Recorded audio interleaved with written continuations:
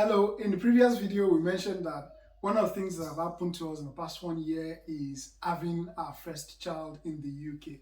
And so today's video we're sharing about our journey on that and some of the learning points that we feel anyone who might be in that same scenario could also learn and then implement along the line as well. So I'll start with before the birth of the baby. Before the birth of the baby, one of the things that we had to do was to get all necessary materials, clothes, the car seats, the buggy, and guess what? My wife was at the heart of that. So, what was your experience on that?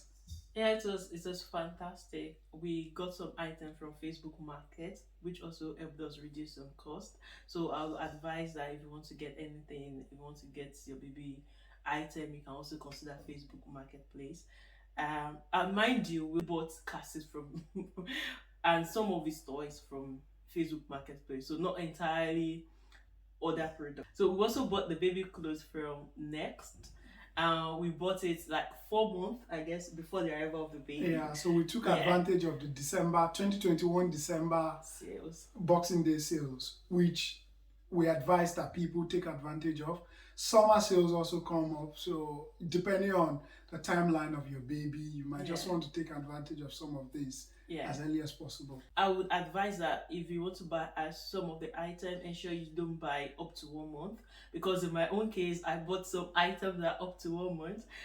Fortunately or unfortunately, my baby came out at 4.3. As at 3 week, he couldn't wear some of the up to 1 month clothes. So I would advise that you're most strategic by buying up to 3 months, so that even if your baby came out big, you will be able to maximize that chances. Yeah, because that was December 2021. The baby was coming up in April, so it's just strategic thinking ahead until when we thought we were going to be having more money, and especially because we didn't exactly know how much to cost taking care of the baby. Exactly. So we just wanted to bear some cost ahead of time, Yeah. and then while we were then taking care of the baby, we still had to buy some few things, Yeah.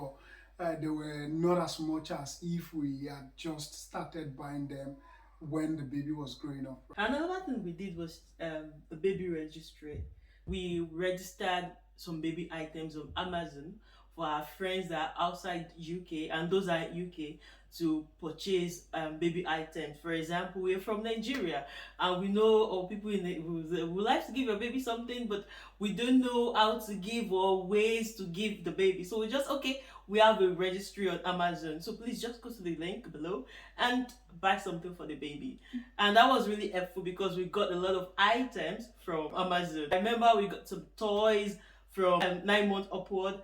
Eye chair, his current eye chair is from one of the gifts. Basically, there's no excuse for anyone to say, oh, because you're abroad, I can't give gift to your baby. There's no excuse. Just create the Amazon registry, baby registry on Amazon, then share the link with them. You would have listed the items of the things that you would love for your baby, and then they can just click on it, pay for it, and it's going to be delivered directly to your house. So there's no excuse for any relative or friend for not giving gifts to your baby, right? Yeah. One other thing we did before the arrival of the baby is to apply for the visa of one of our moms, but unfortunately it was denied. So we were left with taking care of our baby for like close to 2 months. Yeah, 2.5 months. 2.5 months. We later reapplied and she was able to come in and assist us. Yeah, so our advice is that you apply for visa for any of your relatives that you intend to come to help you with taking care of the baby as early as possible. I'd suggest maybe 4 months before, 5 months before, so that, and then if anyone wants to learn about what we did, because we applied for everything ourselves. I've always applied for all visas myself. I've never used any agent. So if you want to know about it, just let me know in the comment box and I can do a video about it. And like she said, the visa was denied the first time and we had to reapply by doing some extra things based on the comments from the visa immigration officer thereabout. And then she joined us 2.5 months later on. So that was it. Yeah.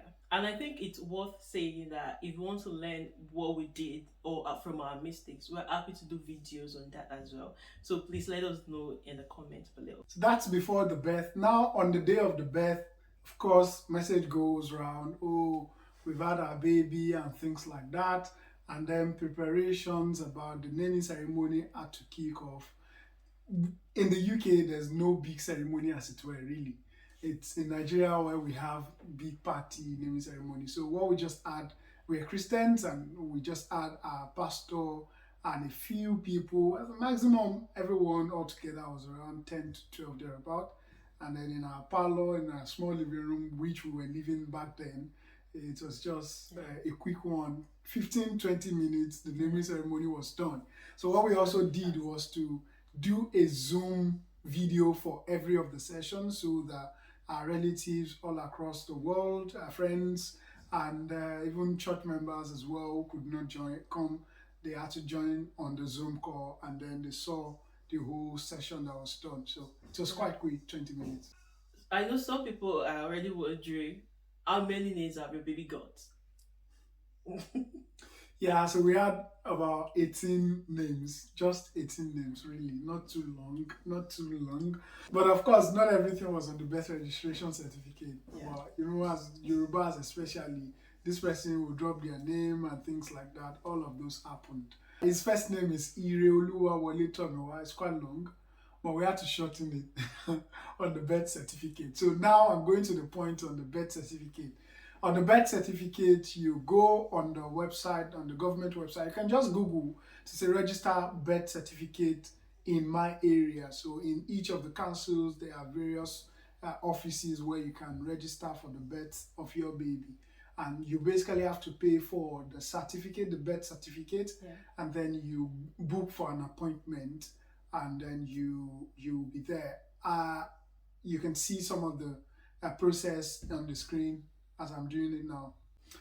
Another thing that was done by my wife before the birth was to make paps ready in the freezer, so that when she gave birth, I was just easily making that pap. Yeah. She's a very brilliant woman, and so that, because as a new mom, you need some liquid to be able to breastfeed the baby. So that was very easy for me, just to make pap quickly.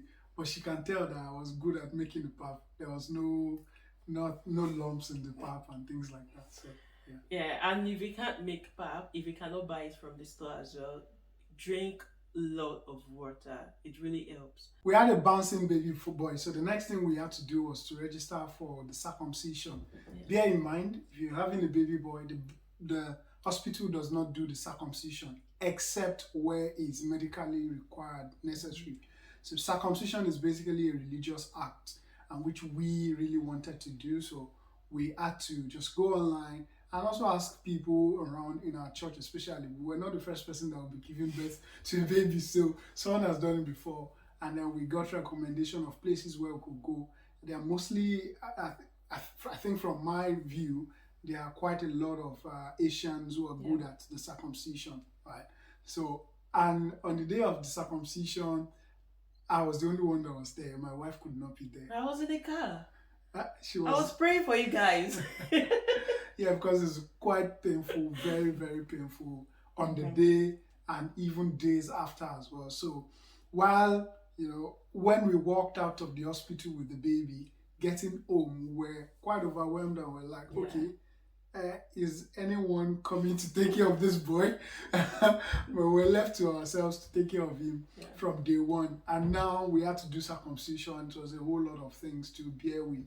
But we went through it all alone. At least 2.5 months after, before we had one of our moms join us. So if we could do it, then you definitely can do it as well. Yeah, we also had someone from our church who came to do the first bath, the traditional bath, using the palm oil, the traditional sponge, the dudu osun, and all of that. So what I did was to do a video of that, and then subsequently I was bathing the baby. I didn't mean the traditional bath.